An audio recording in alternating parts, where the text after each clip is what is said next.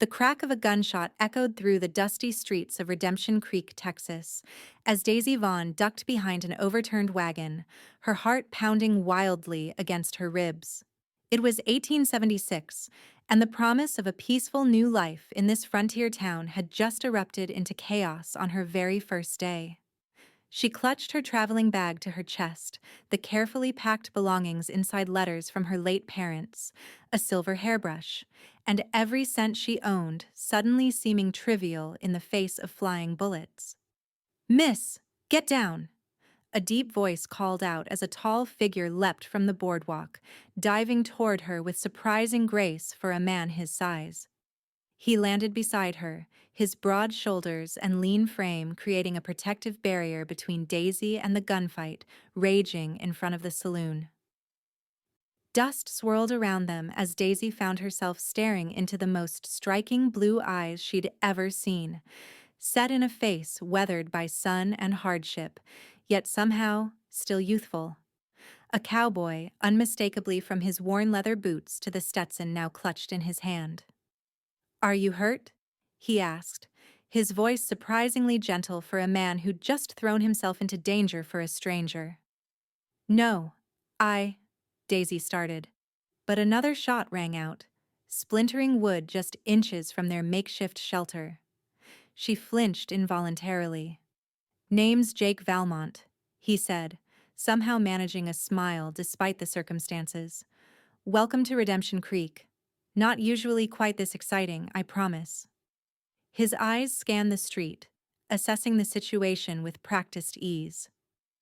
"Daisy Vaughn," she replied, trying to keep her voice steady. "I just arrived on the afternoon stage." Jake nodded. "Well, Miss Vaughn, I reckon you picked an interesting day to come to town. That there's Hank Wilson settling a disagreement with the saloon owner. Again." He sighed, shaking his head. "Once those two run out of bullets or whiskey, whichever comes first, I'll escort you to wherever you're headed."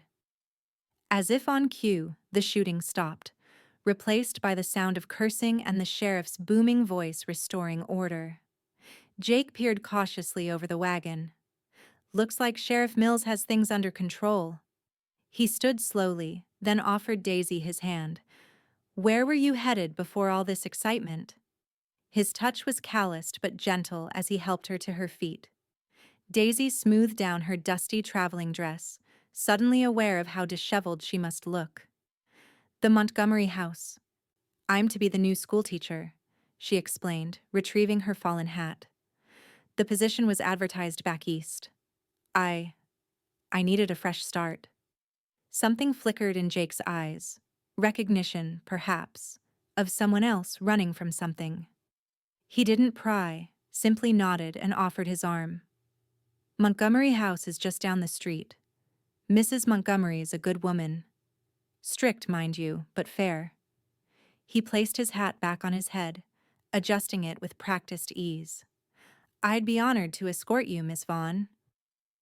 As they walked down the street, Daisy became acutely aware of the curious glances from townsfolk, some directed at her, the newcomer, but many more at Jake. He nodded politely to various people as they passed, clearly well known in the small community. "You've lived here long?" Daisy asked, trying to steady her still racing heart with casual conversation. "Born and raised just outside town.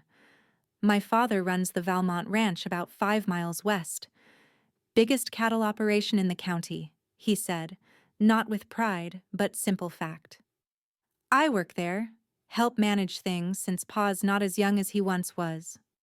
They reached a large, 2-story white house with a wraparound porch and neat garden. It stood in stark contrast to the rougher establishments they'd passed. "Here we are," Jake said, stopping at the gate. "Mrs. Montgomery keeps a proper boarding house. No drinking, no gambling, and definitely no men past the parlor." His eyes crinkled at the corners when he smiled. "Town rules say the schoolteacher has to be a woman of impeccable character." Daisy felt a blush rise to her cheeks. "Thank you for your assistance, Mr. Valmont. I'm sure I'll be quite comfortable here."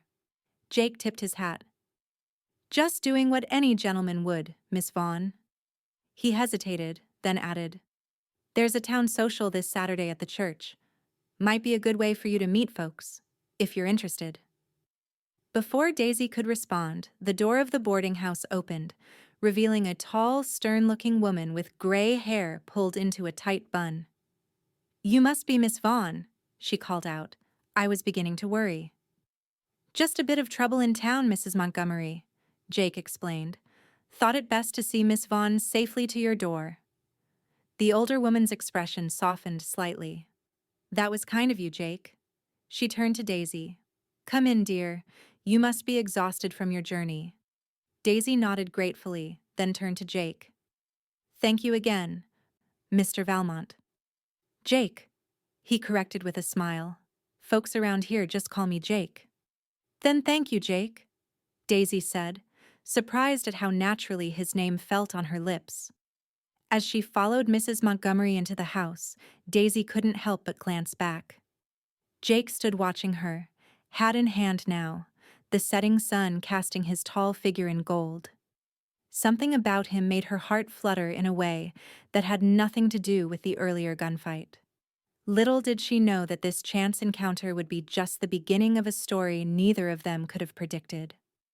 The next morning, Daisy rose early, eager to see the schoolhouse that would become her domain. After a hearty breakfast with Mrs.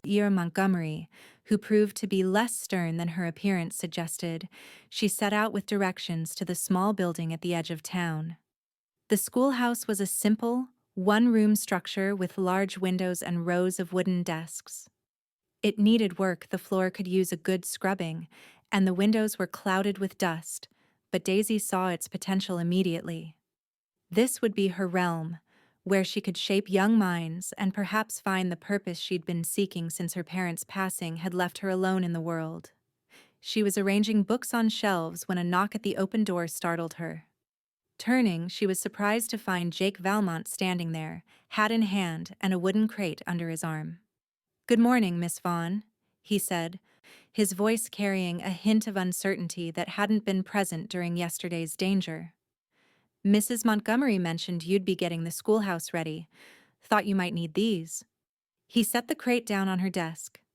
Inside, Daisy found chalk, slates, primers, and other school supplies. These were gathering dust at the general store, Jake explained. Town council ordered them months ago when they decided to hire a teacher, but no one thought to bring them over. That's very thoughtful, Daisy said, genuinely touched by the gesture. The children will be so pleased to have proper materials. Jake shifted his weight, suddenly seeming less like the confident cowboy who had shielded her from gunfire and more like a schoolboy himself. I also brought you this. From his saddlebag, he produced a small potted cactus with a single pink bloom. Figured your desk could use something cheerful? Its hardy doesn't need much water. Daisy accepted the unusual gift with delight. I've never seen anything like it. It's beautiful. Desert rose, Jake said. Not really a rose at all, but that's what folks call them. They're like this place tough, but with unexpected beauty if you look close enough. Their eyes met, and for a moment, Daisy felt a connection that went beyond mere acquaintance. There was something in Jake's gaze, a depth, an understanding that resonated with her own experience of loss and resilience. The moment was broken by the arrival of Sheriff Mills, a barrel-chested man with a silver mustache and kind eyes despite his imposing figure.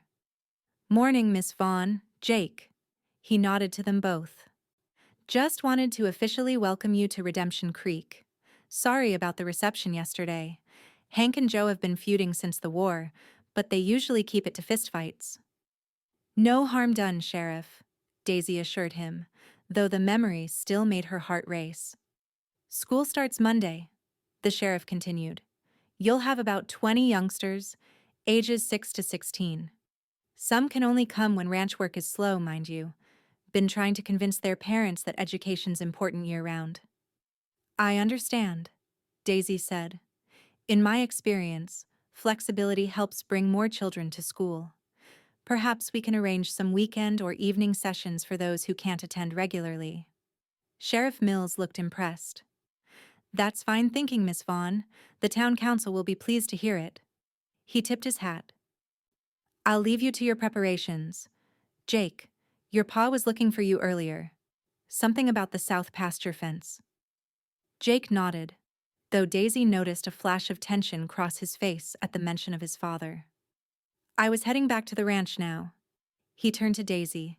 If you need anything else for the schoolhouse, just let me know.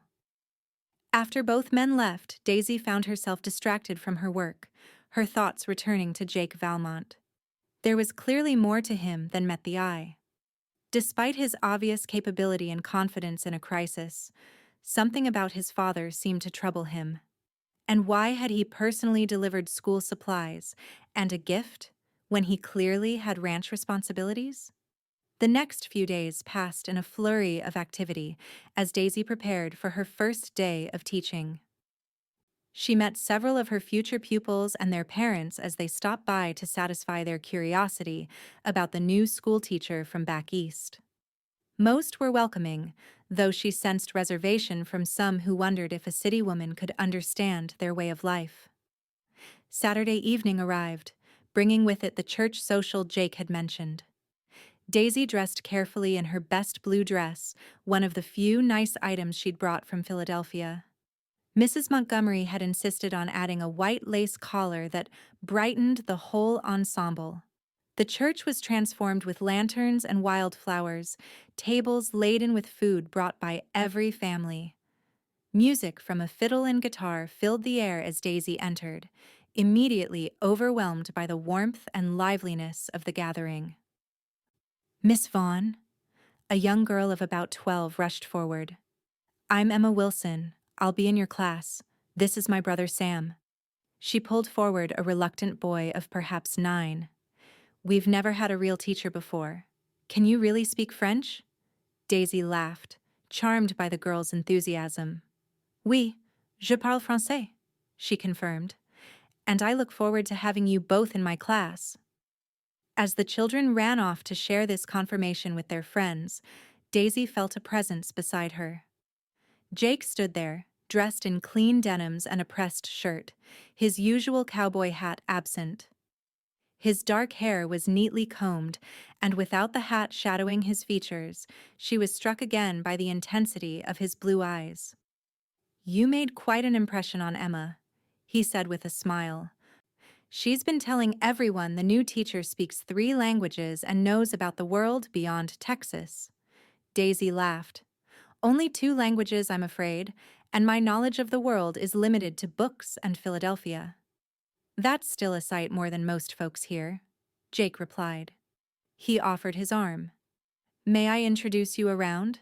Some people can be shy with newcomers, but they're good folks.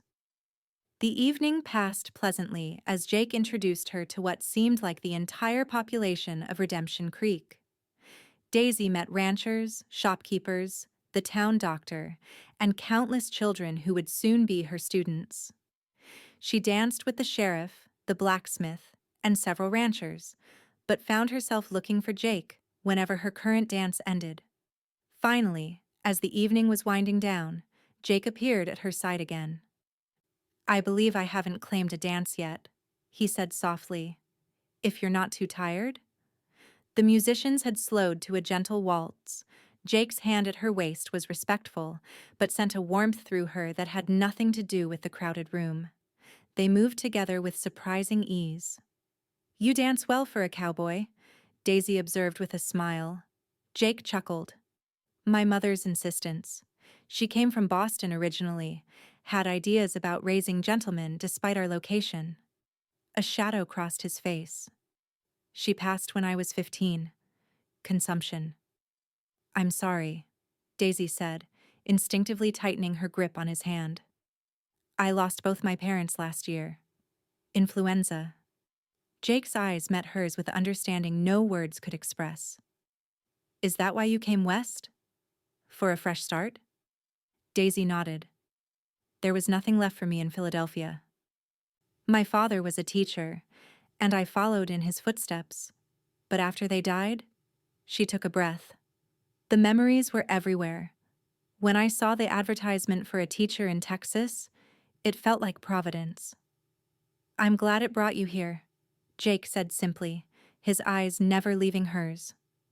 The music ended and they stood for a moment, still connected by more than just joined hands. The spell was broken by a loud voice from the church entrance.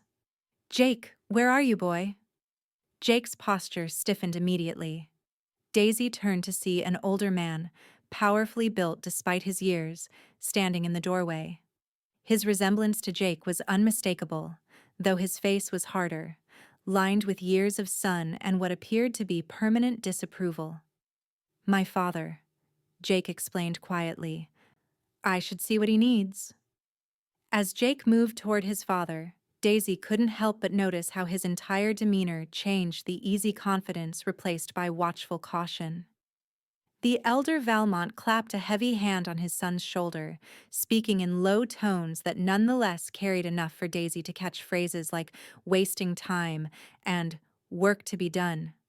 Jake nodded repeatedly, his responses inaudible, but his discomfort evident.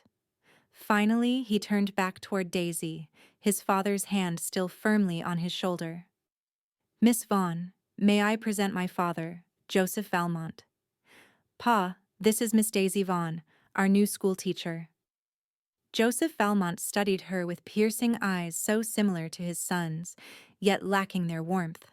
School teacher, eh? Hope you're planning to teach these kids something useful? Too many young people with their heads filled with nonsense these days. I believe all knowledge has value, Mr. Valmont, Daisy replied evenly. But yes, practical skills will certainly be part of my curriculum. The elder Valmont grunted, seemingly neither impressed nor disapproving. Jake, we're heading back. That business I mentioned needs handling tonight. Jake's jaw tightened almost imperceptibly. Yes, sir. He turned to Daisy, genuine regret in his eyes. I'm sorry to leave so abruptly, Miss Vaughn. Perhaps I could call on you tomorrow. I could show you some of the countryside if you'd like. Before Daisy could respond, Joseph cut in. We'll be busy all day with that herd, boy. No time for socializing. Jake's shoulders fell slightly, but he recovered quickly. Another time, then, he said to Daisy. Good night, Miss Vaughn. As she watched them leave, Jake walking half a step behind his domineering father, Daisy felt a strange protectiveness rise within her. Who was Jake Valmont really? The confident man who had saved her from danger, the thoughtful person who had brought her a desert rose, or this dutiful son who seemed to shrink in his father's presence? The question stayed with her as she began teaching that Monday. Her pupils were a diverse group, children from the town alongside those from outlying ranches, some well-dressed, others in patched clothing, but all equally eager or reluctant, depending on their disposition toward learning. Emma Wilson proved to be her brightest student, devouring books and asking insightful questions. When Daisy inquired if she was related to the Hank Wilson from the gunfight her first day in town, Emma had solemnly explained he was her uncle, adding, Pa says Uncle Hank has more courage than sense, especially when he's been drinking. Days turned to weeks as Daisy settled into life in Redemption Creek. She established herself as a firm but kind teacher, winning over even the most reluctant students with her genuine interest in their lives and her willingness to adapt lessons to their frontier reality. Mathematics became more engaging when applied to cattle sales and supply purchases. History took on new meaning when connected to the recent settlement of Texas. Throughout this time, Jake Valmont remained a peripheral but constant presence in her thoughts. She saw him in town occasionally, always friendly but somehow distant, as if held back by invisible constraints. He would tip his hat, inquire about her students, sometimes walk her to the boarding house if their paths crossed at day's end, but never again suggested spending time together beyond these chance encounters. Then came the day of the accident. Daisy had kept her students late, working on a special presentation for the upcoming Founders' Day celebration. As they finally dispersed, dark clouds gathered ominously on the horizon. She hurried to secure the schoolhouse, planning to reach the boarding house before the storm hit. She was halfway there when the skies opened with sudden drenching fury. Lightning split the sky, followed instantly by a crack of thunder that spooked a team of horses tied outside the general store. Breaking free, the panicked animals charged down the street directly toward Daisy. Frozen in terror, she couldn't move as the massive draft horses bore down on her. Then something solid hit her from the side, rolling her into the muddy street just as the team thundered past. Gasping, she looked up to find Jake Valmont shielding her with his body, his face inches from hers as rain poured down around them. "Are you all right?" he demanded, his voice tight with concern. "Yes," she managed, though her heart was racing from both the near miss and his proximity. "You saved me. Again." Relief flooded his features as he helped her to her feet. They were both soaked to the skin, covered in mud, but miraculously uninjured. The horses had continued their frantic run out of town. "We need to get you dry," Jake said, noticing her shivering. The boarding house was still several blocks away, and the rain showed no signs of letting up. "My father's office is just there." He pointed to a building with Valmont Cattle Company painted on the window. "He's at the ranch today." Inside, the office was sparse but dry. A small stove in the corner provided heat, and Jake quickly built up the fire. He found a blanket in a cabinet and handed it to Daisy.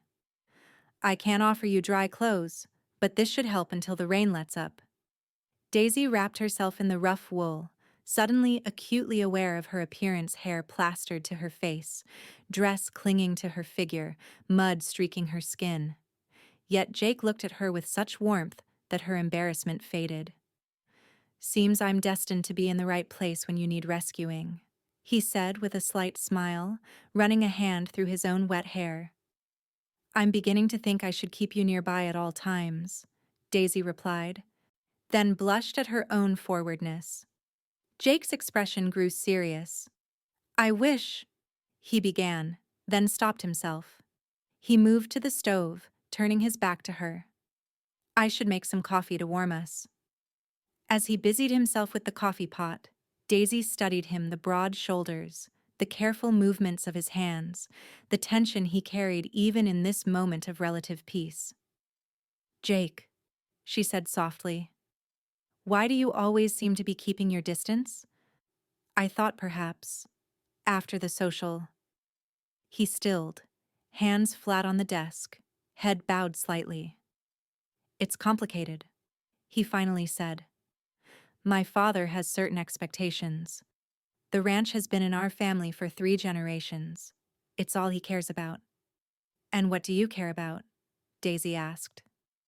Jake turned to face her, his expression vulnerable in a way she hadn't seen before.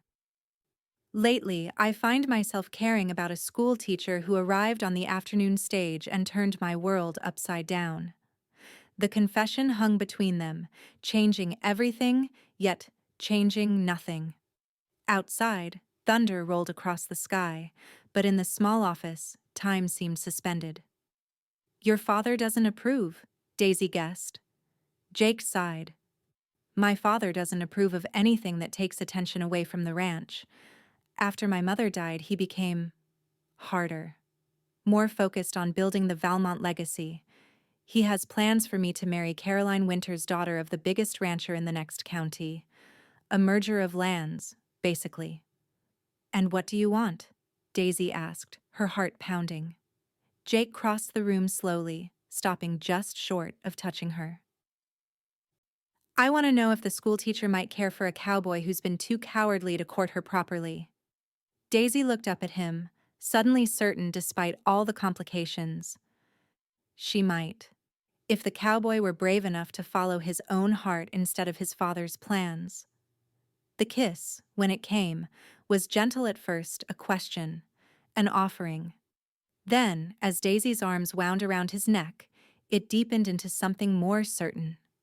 Jake's hands at her waist were respectful, yet possessive, pulling her closer as the storm raged outside.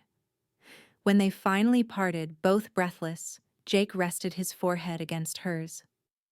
I've wanted to do that since I first saw you hiding behind that wagon. Daisy smiled. Even covered in dust and terrified? Especially then, he admitted. You looked scared, but determined. Like someone who faced life head-on, no matter what it threw at you. His expression grew more serious. But Daisy, my father won't make this easy.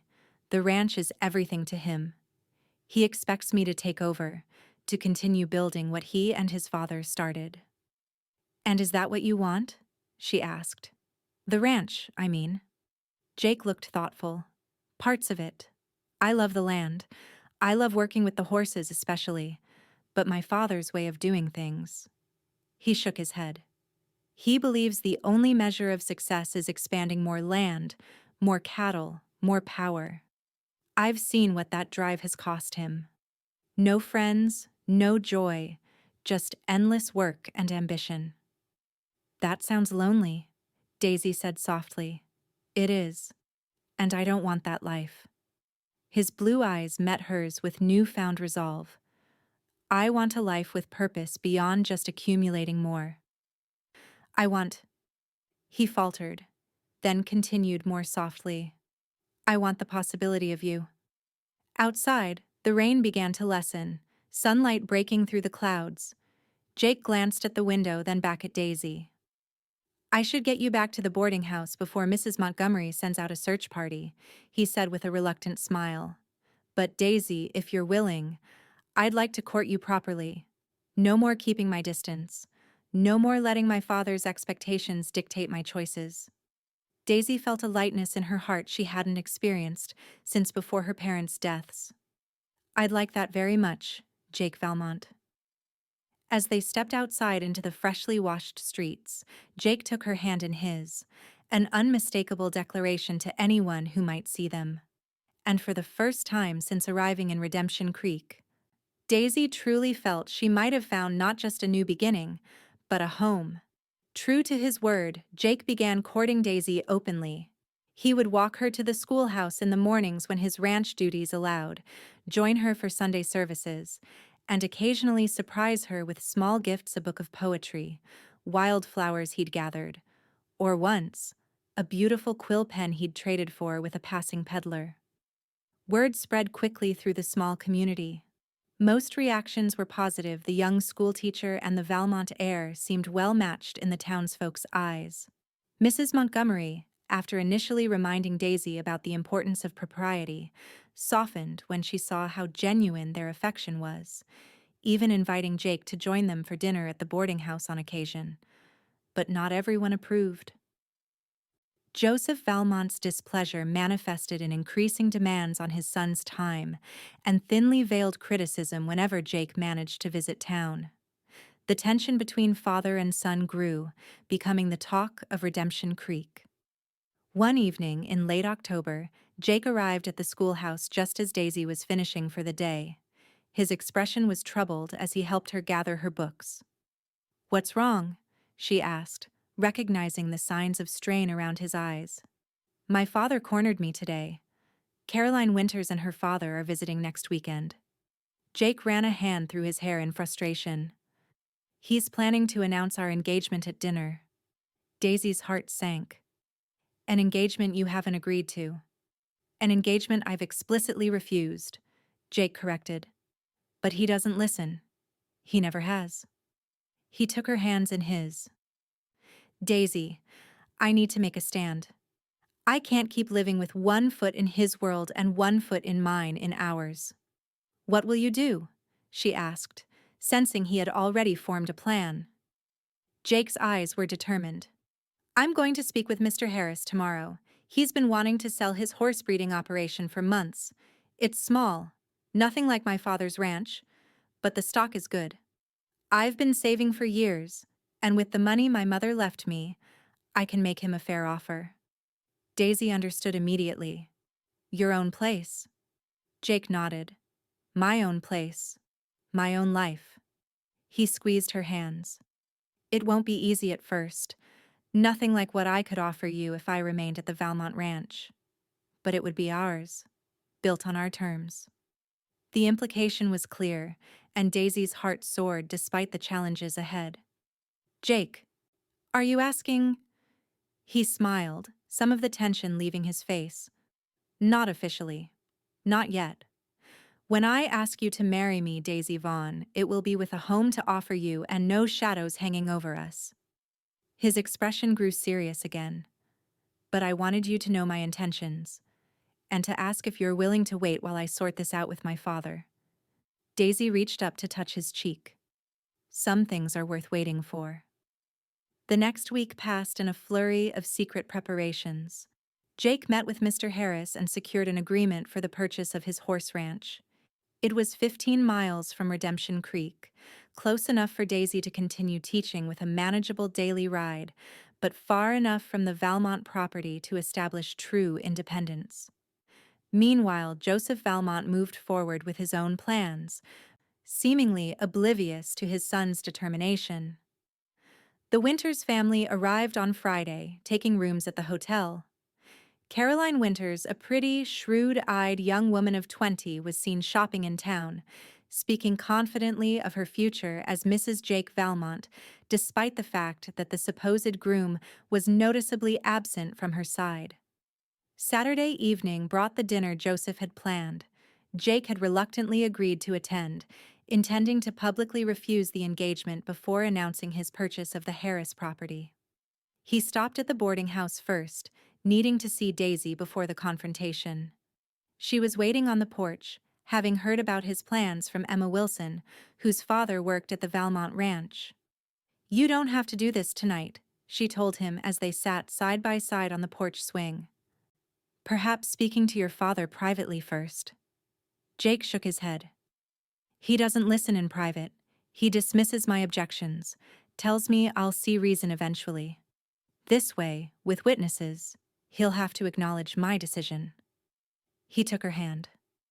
"I've spent my life trying to please him, trying to be the son he wanted. But I can't build my future on his demands, especially when that future concerns you." Daisy's heart swelled with love for this man who was finding the courage to chart his own course. "Whatever happens tonight, I'm with you." Jake's smile was tender as he leaned forward to kiss her softly. "That's all the courage I need." The dinner at the Valmont Ranch was elegant by frontier standards, the best china and silver, a table laden with roast beef and all the trimmings, wine imported from California. Joseph Valmont presided at the head of the table, with Mr. Winters to his right and Caroline beside her father. Jake sat opposite them, his expression carefully neutral as his father dominated the conversation with talk of cattle prices and land acquisitions. Finally, as dessert was served, Joseph cleared his throat. "I believe it's time to share the real purpose of tonight's gathering." He raised his glass. "To the union of the Valmont and Winters families through the marriage of our children, Jake and Caroline." Jake set down his fork deliberately. "No." The single word fell into the sudden silence like a stone into still water. Joseph's face darkened. "Don't be difficult, boy. We've discussed this." "You've discussed it," Jake corrected. "I've repeatedly told you I have no intention of marrying Caroline." He turned to the young woman. "I apologize, Miss Winters. You deserve someone who chooses you freely, not as part of a business arrangement." Caroline's expression was surprisingly understanding. "No apology needed, Mr. Valmont. I've suspected for some time that your heart was engaged elsewhere. A certain schoolteacher, I believe?" At Jake's startled look, she smiled. "Small towns have big ears, sir." Joseph slammed his hand on the table. "This is absurd. The Valmont and Winters ranches combined would be the largest holding in 3 counties. Think of your future, boy." "I am thinking of my future," Jake replied calmly. "Just not the one you've planned." He straightened in his chair. "I've purchased the Harris horse ranch. The papers were signed yesterday." The revelation hit Joseph like a physical blow. "You what? With what money?" "My savings, and the trust Mother left me." Jake's voice remained steady. "I'll be moving my things tomorrow." Joseph's face contorted with rage. You ungrateful after everything I've built for you. You'd throw it away for some schoolteacher with nothing to her name? Jake stood, his patience finally exhausted. Her name is Daisy, and she has more to offer than land or cattle. She has compassion, intelligence, and a heart that matches mine. He placed his napkin on the table. I'm sorry, Mr. and Miss Winters, for this uncomfortable evening. My father's hospitality is usually more hospitable. As he walked toward the door, his father's voice lashed out behind him. If you walk out that door, don't bother coming back. You're no longer welcome on Valmont land. Jake paused, the pain of the ultimatum evident in the stiffening of his shoulders, but he didn't turn back. Goodbye, father. The ride back to town was long and lonely, but Jake felt lighter than he had in years. The confrontation had been inevitable, the break painful, but necessary. As he approached Redemption Creek, he found himself heading not to his rented room above the livery, but to the boarding house where light still glowed in the parlor window despite the late hour. Mrs. Montgomery answered his knock, her expression knowing. She's waiting in the parlor, she said simply, then added with uncharacteristic softness, You look like you could use some company, Jake. Daisy rose from her chair as he entered, her face a question he answered with a simple nod. It's done, he said. The break with my father, I mean. He's disowned me, as expected. She crossed to him immediately, taking his hands in hers. I'm so sorry, Jake. Don't be. He managed a smile. For the first time in years, I feel like I can breathe. He drew her closer. Daisy, I know this isn't how you imagined your life when you came west. A teacher typically needs stability, respectability. Being associated with me right now might complicate things for you in town. Daisy shook her head. Do you imagine I care what people think? My parents taught me to follow my heart and my principles, in that order. She squeezed his hands. And both are pointing directly at you, Jake Valmont. The kiss they shared was a promise of partnership, of a future built together rather than inherited or imposed. When they parted, Jake kept her close. The Harris place needs work. The house is sound but small. The stables need repairs before winter. It will be a humble beginning. The best beginnings often are, Daisy replied. And I'm quite good with a hammer, as it happens. My father believed girls should know practical skills as well as academic ones. Jake laughed, some of the tension leaving his body. Practical indeed.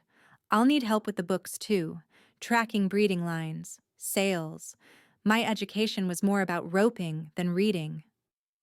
Then we complement each other perfectly, Daisy said. Your strengths, my strengths, combined. Jake's expression grew serious again.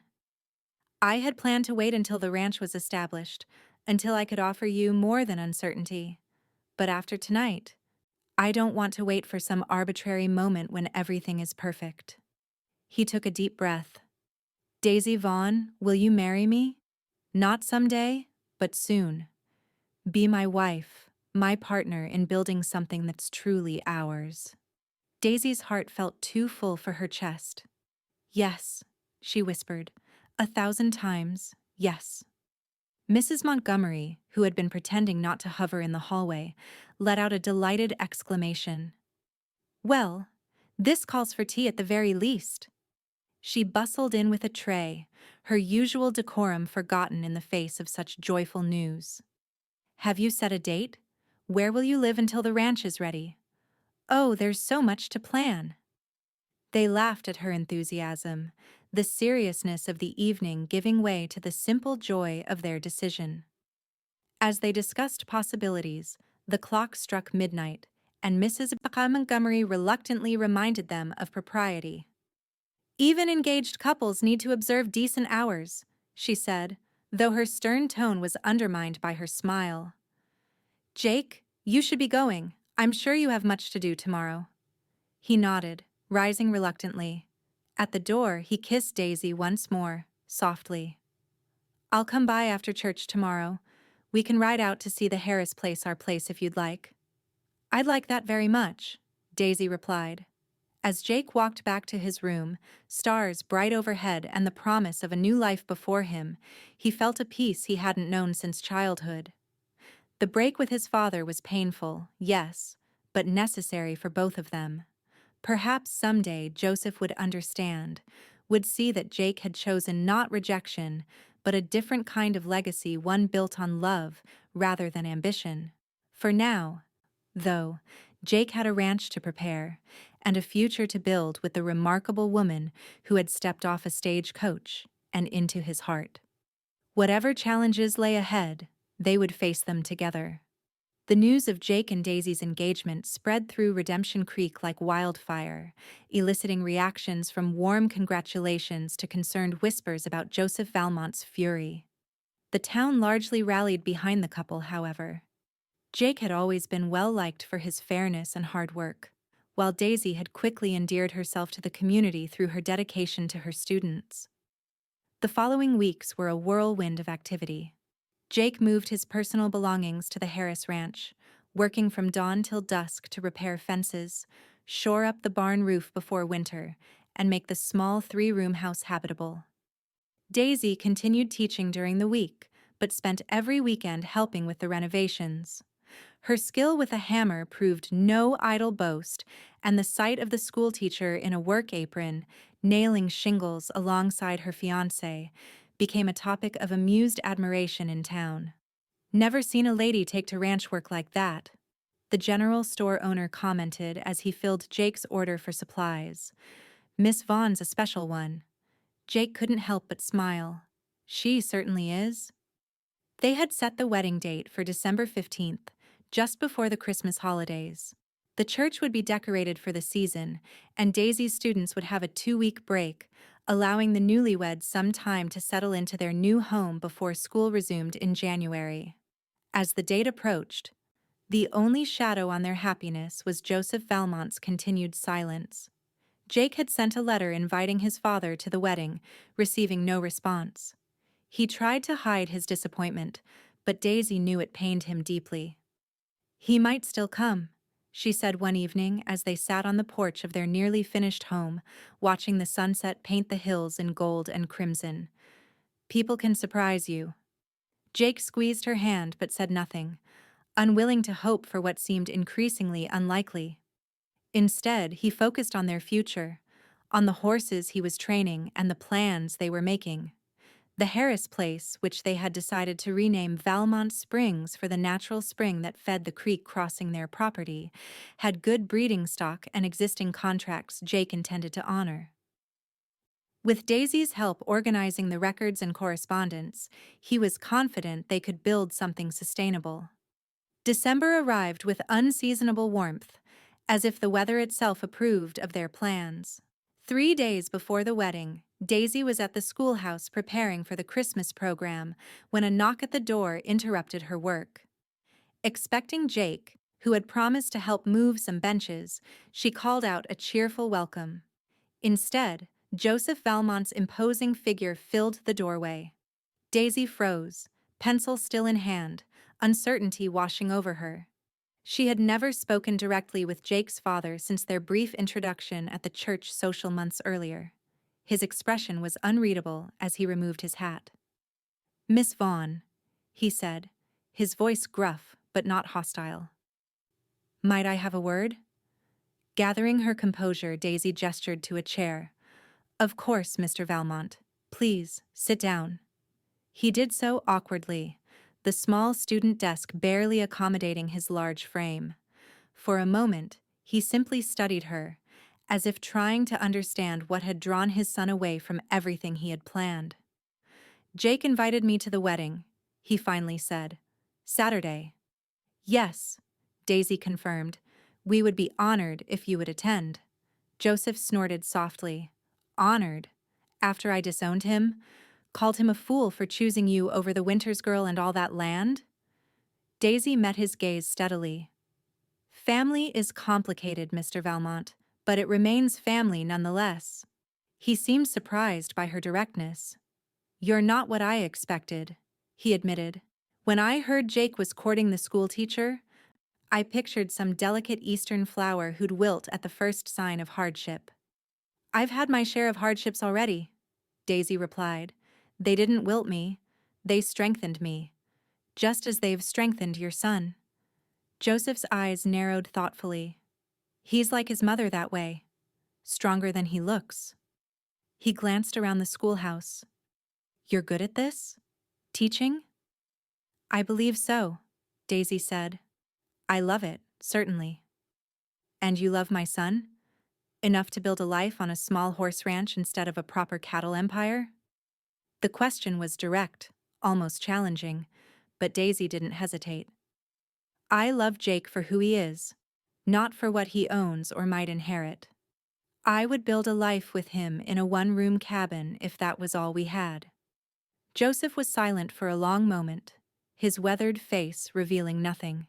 Then, unexpectedly, he smiled a small, reluctant gesture that nonetheless transformed his features, showing Daisy a glimpse of the man Jake had once been close to. My Margaret would have liked you, he said softly. She always said I focused too much on the land and not enough on what makes life worth living. He stood abruptly. I've taken enough of your time, Miss Vaughn. Thank you for speaking with me. As he reached the door, he paused, turning back. Tell Jake. Tell him I received his invitation, and that I'm considering it. With that cryptic message, he was gone, leaving Daisy to wonder if she had made any impact at all on the stubborn man who had caused Jake so much pain. She decided not to mention the visit to Jake, not wanting to raise hopes that might be crushed again. The day before the wedding arrived, bringing with it final preparations and a flurry of well-wishers. Daisy spent her last night as a single woman at the boarding house, where Mrs. Montgomery had organized a small gathering of the town's women to celebrate. They presented her with quilts, preserves, cookbooks, and advice both practical and occasionally shocking. Meanwhile, Jake was at their ranch, where several of the local ranchers had stopped by with gifts of tools, seed, and in one case, a fine yearling colt. The gesture from men who had previously worked only with his father was deeply meaningful, a sign that they respected Jake in his own right. As the evening wound down and his guests departed, Jake found himself alone on the porch of what would soon be his marital home. The stars were bright overhead, the air crisp with the promise of winter finally arriving. Tomorrow, Daisy would become his wife. The thought filled him with a joy that almost overshadowed the lingering sadness of his father's absence. A sound on the road caught his attention, hoofbeats approaching in the darkness. Jake tensed slightly, one hand moving toward the rifle kept by the door. Night visitors were unusual and not always welcome in this territory. The rider emerged into the moonlight, and Jake's hand fell away from the weapon. Joseph Valmont sat tall in the saddle, his familiar silhouette unmistakable even in the dim light. "Evening, son," he called out, his voice carrying clearly in the still night. "Mind if I stop a while?" Jake's heart hammered in his chest, hope and wariness warring within him. "You're welcome here, Pa," he replied, deliberately using the informal address from his childhood. Joseph dismounted, tying his horse to the hitching post before climbing the steps to join Jake on the porch. He looked around appraisingly, taking in the fresh paint, the repaired roof, the neat corral where several horses dozed in the moonlight. "You've done good work here," he said finally. "Place was falling apart under Harris." "Thank you," Jake replied, uncertain where this conversation was heading. "Would you like to come inside? I can make coffee." Joseph shook his head. "No need. I won't stay long." He removed his hat, turning it in his hands, a gesture so like Jake's own habit that it startled Daisy whenever she saw it. "I spoke with your Miss Vaughn a few days ago." Jake stiffened. Daisy didn't mention it. "Probably didn't want to get your hopes up. Smart woman." Joseph's voice held grudging approval. "She said some things that made me think, about family, about what matters." Jake waited, knowing his father would reach his point in his own time. "I was wrong," Joseph said finally, the words clearly difficult for him. Not about everything. The Winters alliance would have been good business, but I was wrong to try to force it on you. Wrong to threaten you with disinheritance for making your own choice. The admission was so unexpected that Jake could only stare at his father, speechless. Joseph continued, his voice growing rougher with emotion. After your mother died, I threw myself into the ranch. It was all I had left that made sense. I thought I was building a legacy for you, but somewhere along the way, I forgot to ask if it was what you wanted. Pa, Jake began, but Joseph held up a hand. Let me finish, son. I'm not good at this. He took a deep breath. I received your wedding invitation. I'm here to tell you I'll be there tomorrow, if you still want me. Jake felt a tightness in his chest release a knot of tension he had carried for so long he had almost forgotten its weight. Of course I want you there. You're my father. Joseph nodded, seeming relieved. Good. That's good. He hesitated, then reached into his coat pocket. I brought something. For you and Daisy. He handed Jake a small leather pouch. Inside was a set of keys and a folded document. Jake opened it, reading by the lantern light, his confusion giving way to disbelief. Pa, this is the deed to the north pasture, your best grazing land. Joseph nodded. It adjoins this property. Figured you might want to expand eventually. Those horses of yours will need room to run. The gesture was so unexpected, so generous, that Jake found himself at a loss for words. The north pasture was prime Valmont land, with good water access and protected from the worst winter winds by a line of hills. I can't accept this, he finally managed. It's too much. Joseph's expression hardened slightly. You can, and you will. It's a wedding gift, not charity. Besides, that land will still be worked by a Valmont, just as it should be. Understanding dawned on Jake this wasn't just a gift, but an olive branch, an acknowledgement of Jake's independence while maintaining the family connection to the land. It was as close to an apology as his proud father could manage. Thank you, he said simply, knowing no other words were needed. Joseph nodded, putting his hat back on. I should get back. Long ride to the ranch. He hesitated at the top of the steps. You're Miss Vaughn Daisy, she mentioned you're planning to call this place Valmont Springs. Jake nodded. We are. A smile briefly touched Joseph's face. Good name. Your mother always loved that spring. He started down the steps, then turned back once more. One more thing. That offer to make coffee? It still stand for after the wedding? Might like to see what you've done with the inside? Jake felt a smile spread across his face. Anytime, Pa. You're always welcome here. As Joseph rode away into the night, Jake looked down at the deed in his hands. It wasn't a complete reconciliation, there were still hurts to heal, patterns to change, but it was a beginning. And tomorrow, when he stood before the preacher with Daisy by his side, his father would be there to witness their vows. It was more than he had dared hope for even a day ago. Morning dawned clear and cold on Jake and Daisy's wedding day. A light dusting of snow had fallen overnight, just enough to make the world look fresh and new, a perfect symbol for their beginning. The church was filled to capacity, decorated with pine boughs, red ribbons, and candles that cast a warm glow over the assembled guests. Jake stood at the altar, more nervous than he had ever been facing down rustlers or breaking wild horses.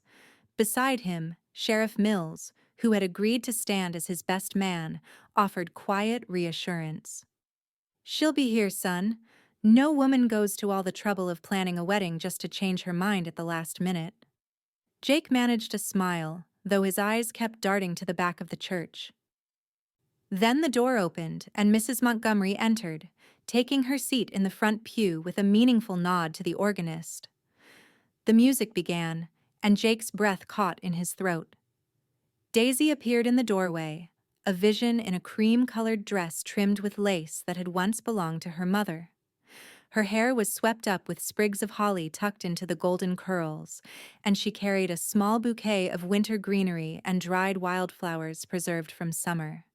She was beautiful beyond words, but it was the radiance of her smile that truly captivated Jake. Emma Wilson preceded her as a flower girl, solemnly scattering pine needles along the aisle. Daisy followed slowly, her eyes never leaving Jake's face.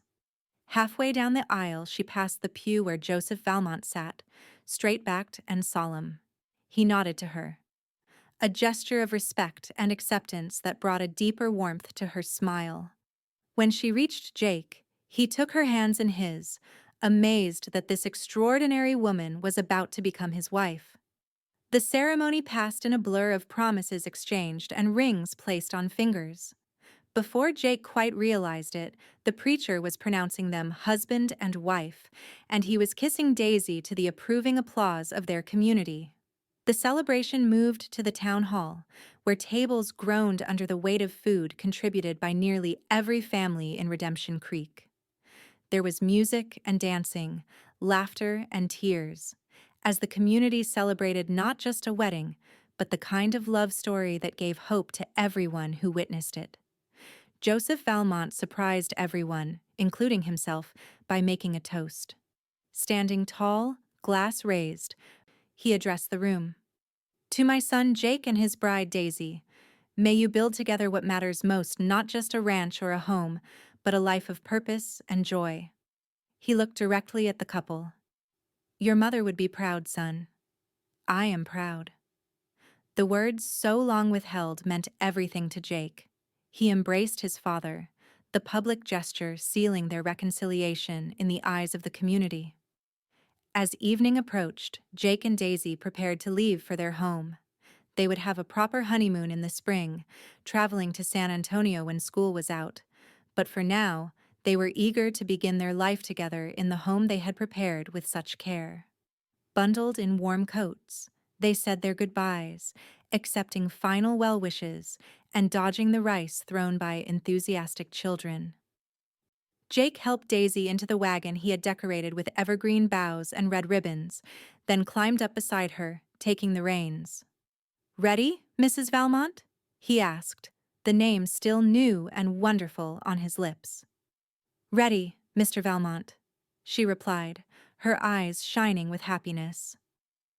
The journey to their ranch was magical, the winter landscape silvered by moonlight, the stars brilliant overhead, the only sounds the creak of the wagon and the steady rhythm of the horses' hooves on the packed snow. They talked of the day, of the surprise reconciliation with Joseph, of the future stretching before them. When they arrived, Jake insisted on carrying Daisy over the threshold, a tradition she laughingly accepted.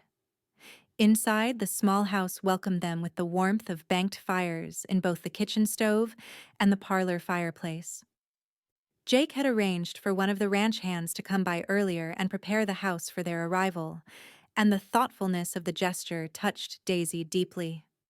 As Jake added wood to the fires, bringing them back to cheerful, blazing life, Daisy moved through the rooms that were now truly their home. The furniture was a mix of pieces Jake had brought from his room in town, items they had purchased together, and generous wedding gifts. It was simple but comfortable, practical yet welcoming. In their bedroom, someone, probably Mrs. Montgomery, had turned down the bed and scattered pine needles on the quilt, their fresh scent filling the air. On the bedside table was a small package wrapped in brown paper and string. Jake, Daisy called, did you leave this? He joined her, looking puzzled. No. It must have been delivered with the other gifts. He picked it up, reading the small card attached. It's from my father. Together, they unwrapped it to find a small leather-bound book. Opening it, they discovered it was a journal, its pages filled with neat handwriting. A note fell from between the pages. This was your mother's garden journal. She recorded everything she planted at the ranch, when it bloomed, what thrived and what didn't. There's a good spring on your new land. Thought you might like to plant a garden come spring. Pa Jake ran his fingers over his mother's handwriting, emotion thick in his throat. I had no idea he kept this, he said softly. She loved her garden. It was the one place on the ranch that was fully hers. Daisy leaned against him, understanding the significance of the gift. We'll plant one in her memory, something beautiful that grows and changes, just like our life together. Jake set the book carefully on the table, then turned to his wife, gathering her into his arms. I love you, Daisy Valmont, he said, his voice husky with emotion, more than I have words to express. Then show me, she whispered. Her eyes filled with love and trust as she reached up to touch his face. Their kiss was a promise, a beginning, a homecoming. Outside, snow began to fall again, soft and silent, covering the world in pristine white, a blank page on which they would write their story together. Spring came early to Redemption Creek that year, bringing with it new beginnings in more ways than one. The Valmont Springs Ranch flourished under Jake and Daisy's care. The horses Jake bred and trained gained a reputation for quality that brought buyers from as far as San Antonio. Daisy continued teaching, her students thriving under her guidance, while also keeping the ranch books in perfect order. True to their word, they planted a garden using Margaret Valmont's journal as their guide.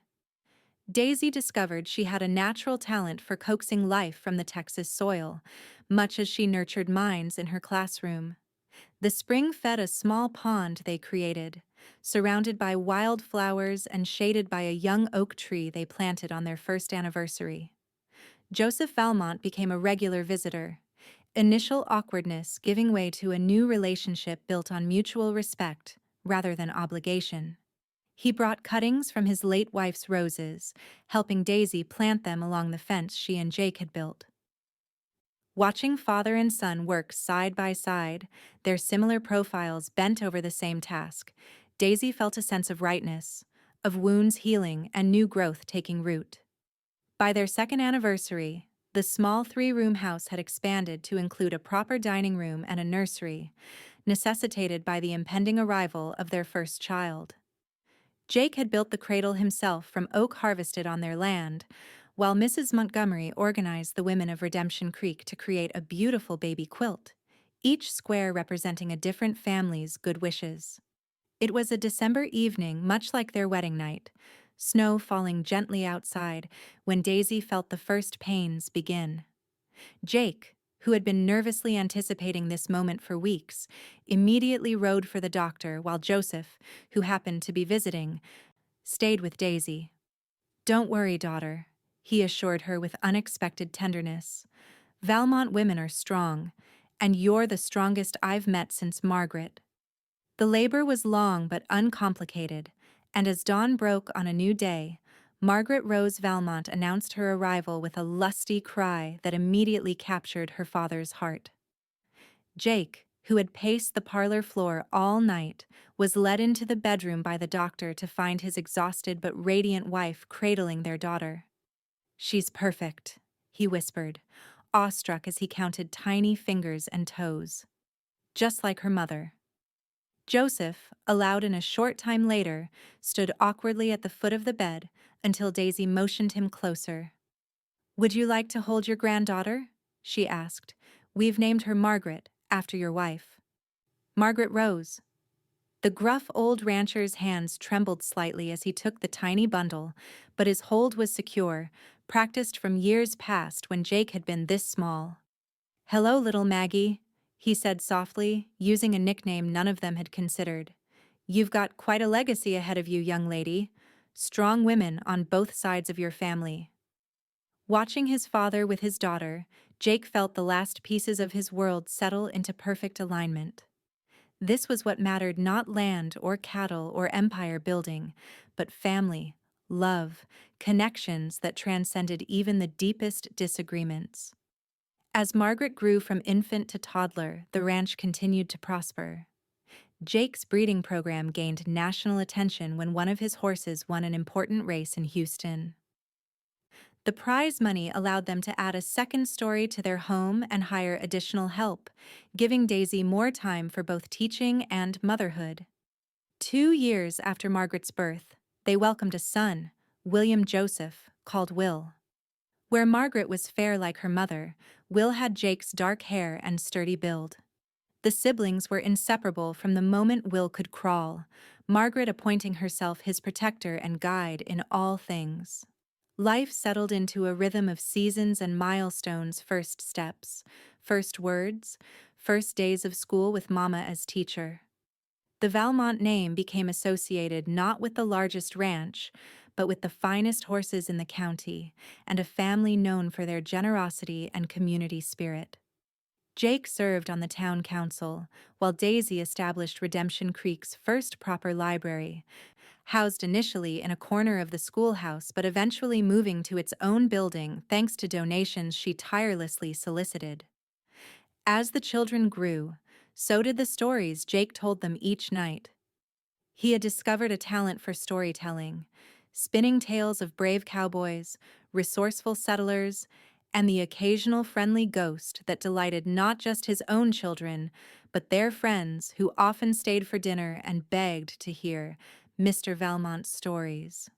On a warm evening in their 10th year of marriage, with Margaret now 8 and Will 6, the family gathered on the wide porch that wrapped around their expanded home. Joseph, now visibly aging but still strong in spirit, sat in his favorite rocking chair, whittling a toy horse for Will. The children played in the yard as dusk gathered, their laughter floating on the evening breeze. "I need to go back to town," Daisy said suddenly, rising from her seat beside Jake. "I left some student papers I need to review by tomorrow." Jake looked up in surprise. "Can't it wait until morning? It's getting late." Daisy shook her head. "I promised Emma Wilson I'd have her essay graded. She's applying for that teaching position in Austin." Emma, once Daisy's student, was now her assistant at the school, preparing to follow in her mentor's footsteps. Jake was immensely proud of how Daisy had influenced not just their own children, but an entire generation of Redemption Creek's young people. "I'll come with you," he offered, but Daisy waved him off. "No need. I'll take Lightning, she could use the exercise. I won't be more than an hour." Lightning was Daisy's mare, a beautiful gray with remarkable speed that had been Jake's gift on their 5th anniversary. Jake reluctantly agreed, watching as she changed into her riding skirt and boots. At the door, he pulled her into a quick embrace, kissing her with the same passion as when they were first married. "Hurry back," he murmured. "I miss you already." Daisy laughed, the sound still making his heart skip after all these years. "Impossible, man. I'll be back before you know it." As she prepared to leave, Margaret ran up the porch steps. "Where are you going, Mama?" she asked, her face falling when Daisy explained. "But it's story time soon. Papa always tells the best stories before bed." Daisy knelt to her daughter's level. "I'll be back for that, sweetheart, I promise." But as she opened the door to leave, Margaret caught her hand, suddenly anxious. "You promised me a story tonight," she whispered, her blue eyes so like her father's, wide and pleading. Something in her daughter's expression gave Daisy pause. She glanced back at Jake, who stood watching them with a tender smile, then to Joseph and Will on the porch, the family they had built together over a decade of love and hard work. "You know what?" Daisy said, closing the door and hanging her hat back on the peg. "The papers can wait until morning. Some things are more important." She scooped Margaret up in her arms, marveling at how big her firstborn was getting, and carried her back to the porch where Jake waited. As she settled into the swing beside him, his arm automatically going around her shoulders, Daisy felt a profound sense of gratitude for the life they had created. "Tell us about how you and Papa met," Margaret requested, snuggling between them as Will abandoned his grandfather's whittling project to join them, cramming himself onto the swing until they were a tangle of limbs and laughter. "Well," Jake began, his voice taking on the storytelling cadence the children loved, "it was a hot summer day in 1876, and your mama had just stepped off the stagecoach in Redemption Creek, not knowing she was about to walk into the middle of a gunfight. As twilight deepened into night and stars appeared overhead, the story unfolded the tale of a schoolteacher seeking a new beginning and a cowboy finding the courage to forge his own path. The children had heard versions of it before, but they never tired of the account of how their parents found each other against all odds. Joseph, listening from his rocker, occasionally corrected details or added perspectives Jake had missed, his once hardened heart now fully part of the family narrative. When the story reached the wedding, Margaret sighed dreamily while Will made faces at the kissing parts. And that's how a schoolteacher from Philadelphia and a cowboy from Texas built Valmont Springs, and, more importantly, this family, Jake concluded, hugging his children close. Is that the end of the story, Papa? Will asked, stifling a yawn. Jake looked at Daisy, love shining in his eyes. Not by a long shot, son. The best parts are still being written every day. Later, after the children were tucked into bed and Joseph had retired to the downstairs bedroom that had become his on his increasingly frequent visits, Jake and Daisy stood together on the porch, his arms around her waist as they gazed at the star-filled sky.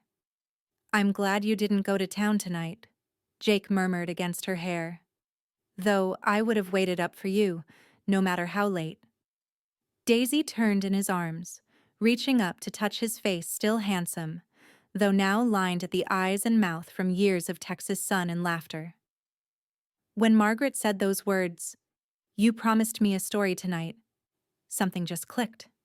I realized I was exactly where I needed to be. Jake's eyes softened with understanding. Some promises matter more than others. Exactly. She smiled up at him. And every night with you and the children feels like a gift I never expected when I first arrived in this dusty little town. Speaking of unexpected gifts, Jake said, reaching into his pocket.